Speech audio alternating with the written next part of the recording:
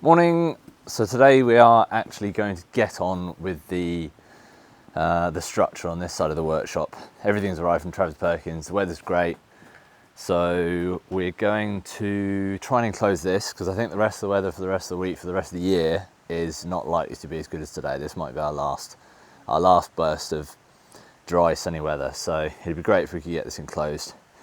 I've got my helper. Oh, you found a bit of wood. Thank you. So we'll start with this bit.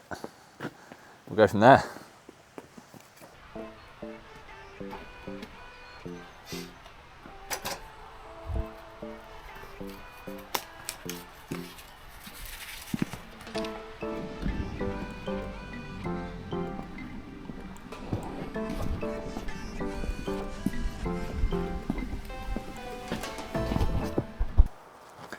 Okay, so I've set up a string because the whole barn is on a pretty big wonk, and I couldn't face building it.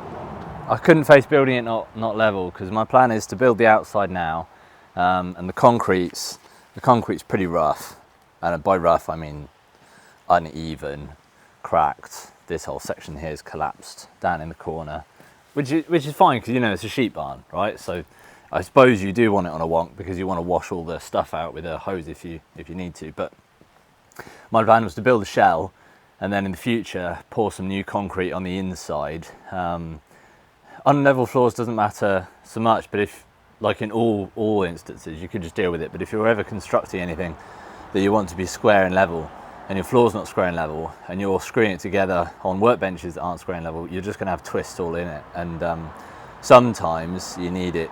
You need everybody help you can get, and when the floors are wonky. So I just couldn't handle building the whole thing on a wonk, because then when I pour the concrete, you'll have that side, nice headroom, and you'll walk down to this end of the barn and you'll be hitting your head on the roof, and it'd just be super annoying. But the whole barn's built on this wonk, which means that if I make this bit straight, the whole roof's going to be wonky, and then I'm planning on replacing these, but one by one, the rotten uprights, having to lift the entire roof up at one end and try and straighten it is a job I really wasn't planning. But I was telling my wife, and she was like, "Oh, it's just going to bug you like crazy if you don't make this new bit level," because I'm making this bit fairly permanent. This is I'm not going to be redoing this anytime soon.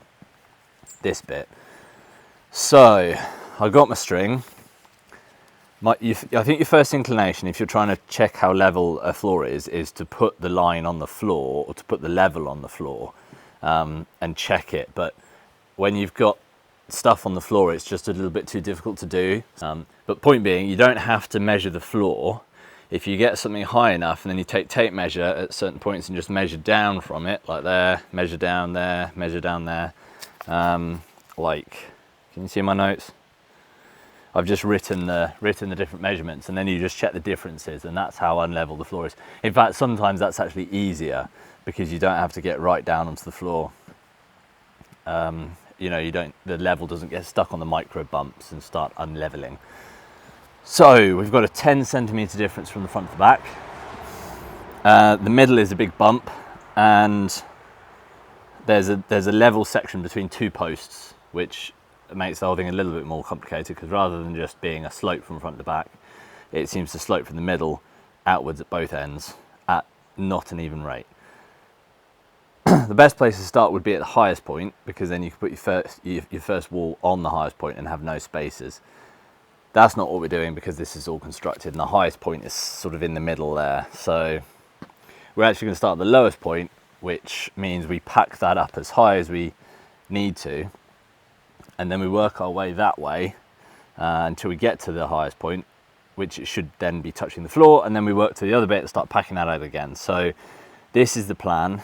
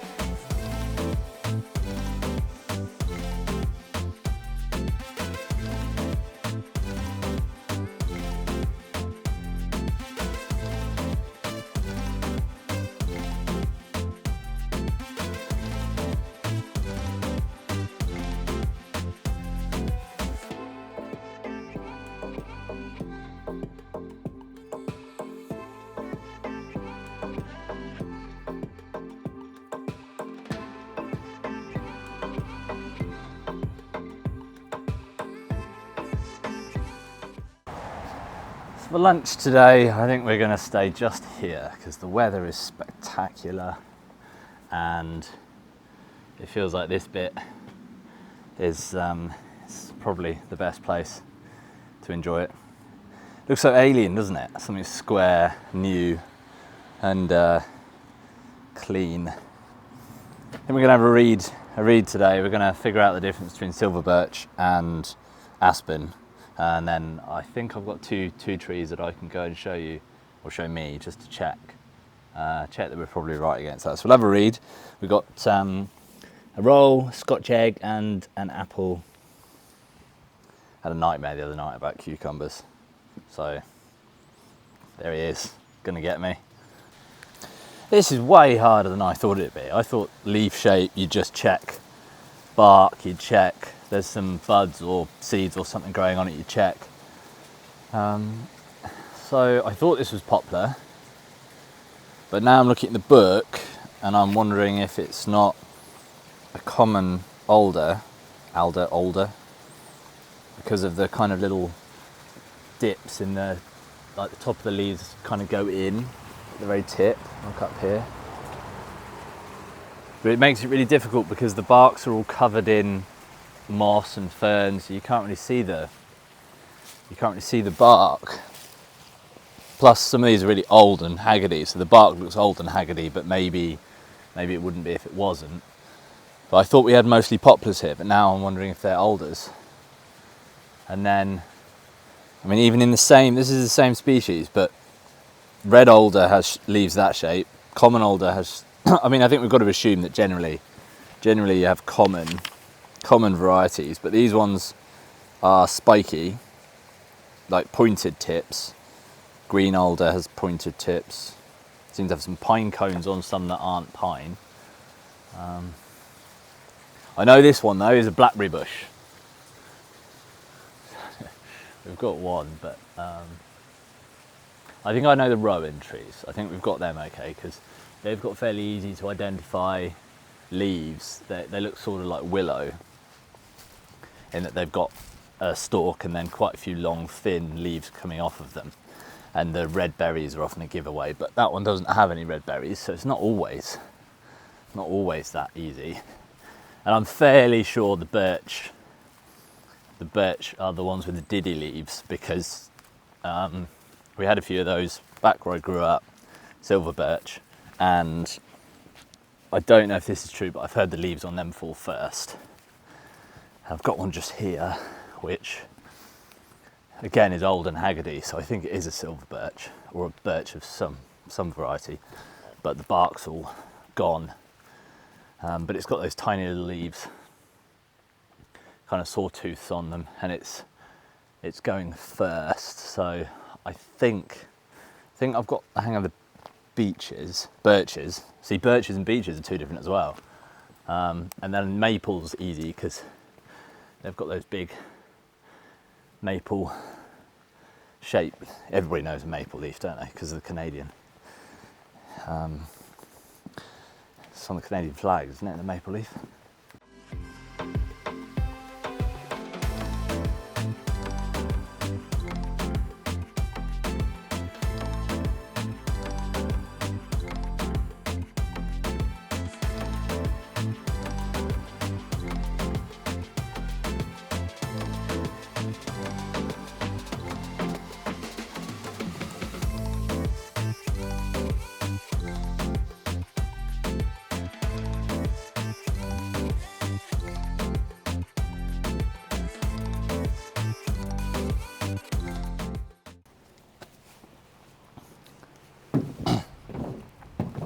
Right, so I learnt my lesson on that last one, and I'm only going to put half the boards on here because it was too heavy.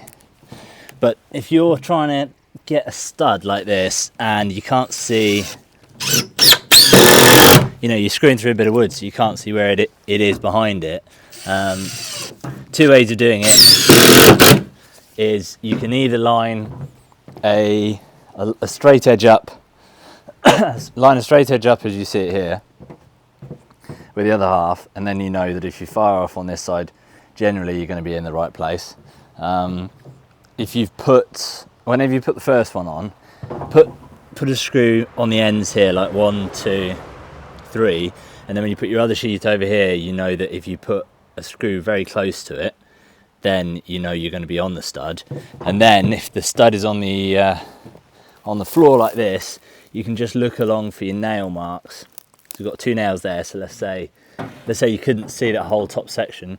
You just get the nail marks like that, line this up with the nail marks, and then you'd line this side up. Let's pretend we had a sheet here so we couldn't see it. Line this side up with the screw there, and then you just screw off on the same side, and you'll have a fair, you probably won't get everyone, but it's good enough. Or you could go around and measure these individually with the tape measure. You could then measure along here individually with the tape measure and then draw your lines, but it takes too long for me, so I just do it that way.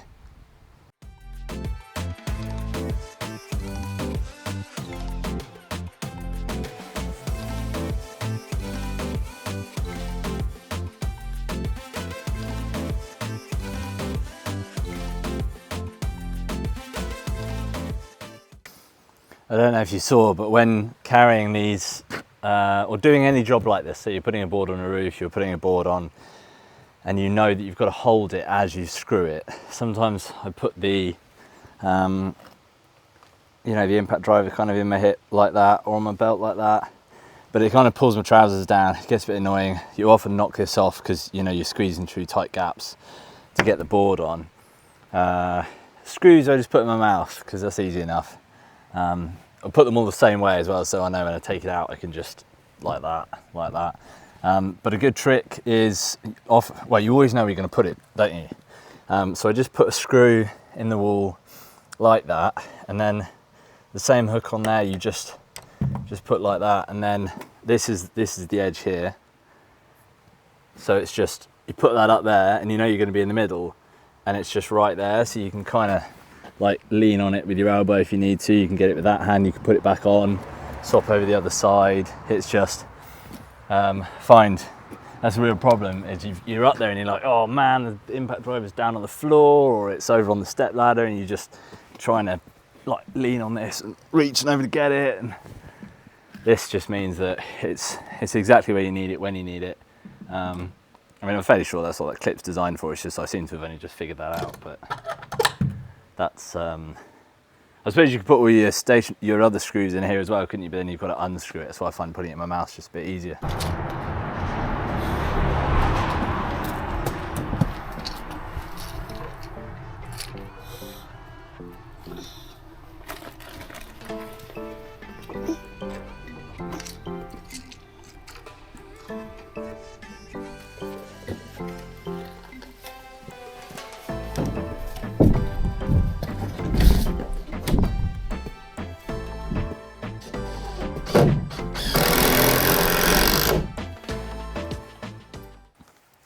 I ran another string from the concrete pillar there. Well, actually I ran it from the beam all the way through to the other beam, because it's one of those where if you start at this end you've got a long line, and then suddenly you realise you've made this end here too wide, and then it kind of keeps going and going and going, or the opposite, too narrow, and you end up sort of widening out or narrowing down.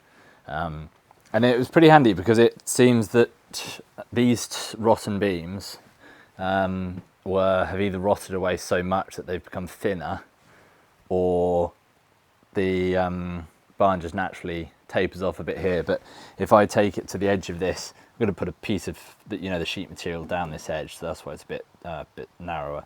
If I take it down there and run it straight, then I'll clear these beams, but I'll end up tight that in, which is what I'd really like. So that's good. It's amazing how useful a bit of string can be. Right, let's go and look at the post. I suspect, once again, the pump won't be here because the parcels look a little bit small for a pump, but we'll have a look. This one looks like more soap stuff, if I'm honest, from the packaging. I wonder if... Oh, one of those double packaged things. Yeah, I thought so. My wife's partial to a date, and the ones you get from Morrison's are a bit rubbish. So these are proper nice, big date.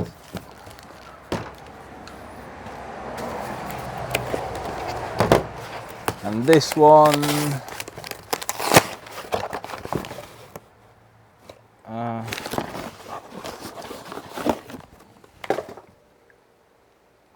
cold pressed lemon, which I think is part of my wife's scent. She's going to make like a smell good spray for the home and for clothes and stuff. So I think that's part of the ingredients for that. But yeah, post's not really interesting today.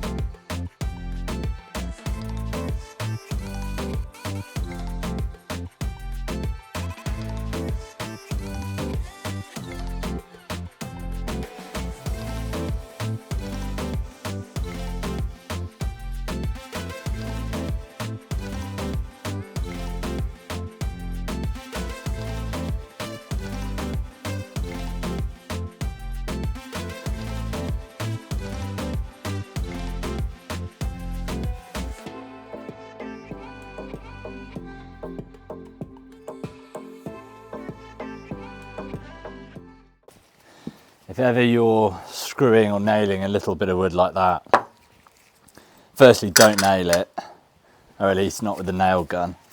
And secondly, always pilot hole the screws. Or when I say don't nail it with a nail gun, you could now nail it through these holes. But you'd have to be pretty good with a nail gun to be able to aim it and fire it through the hole.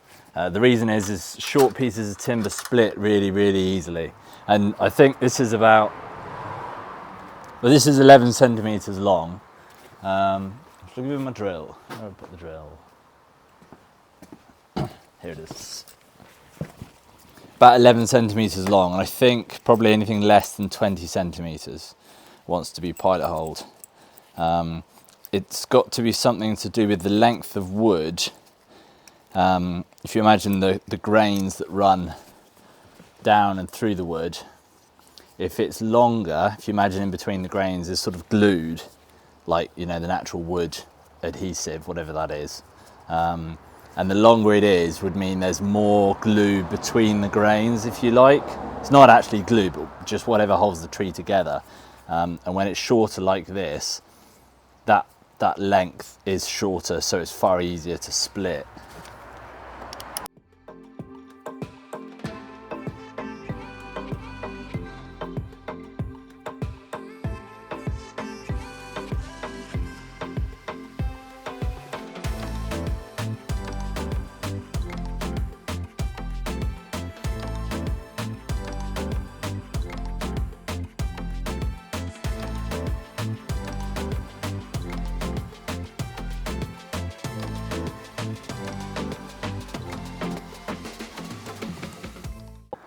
Right, that's it for part one. I'm gonna do a little bit more tonight, but I think that's a good time to conclude the video. So we've got these sides on. I might pin a piece up there tonight just to check what angle the roof is going to go, so I'm ready for tomorrow. And then this is a window, and all I did was stand here and go, oh, look, if this is my head height, where's the bottom of the trees at the bottom of the river there? And then I just went and marked pencil. And then when I go up close, where's the hill? Happened just to be a nice 60 centimeters there. I don't know how long it is there actually. I can't remember. It's probably a random number. But it's just too good a view to miss, isn't it? So I'm gonna have a couple of these along there. Bottom of this is a bit annoying. You see how far out these are per panel. So I built a wedge at the bottom. I think once we get to about here or here, that's when it levels off a bit. So I think it's the worst at this end, and then it levels off up there. But that's us for today. In the next video, we'll be doing the next bit, I should think. So we'll be trying to get up to here and trying to get the roof on up to here. I doubt whether I'm going to get that done in one video, seeing how much I got done today. We're not going all the way this side with that though. We're just coming up to here, and then from here on it's just inside, so it'll just be the roof and this side from pretty much now on. I mean, I've got to fit the door and then I've got to put a little bit there, but that took me quite a long time because it was the end and the side. So we'll see. Tomorrow we probably have the roof on this bit, and then maybe one more panel made. We'll see how it goes. So if you'd like to see that, come join us. Nice to see you there, and I'll see you in the next one.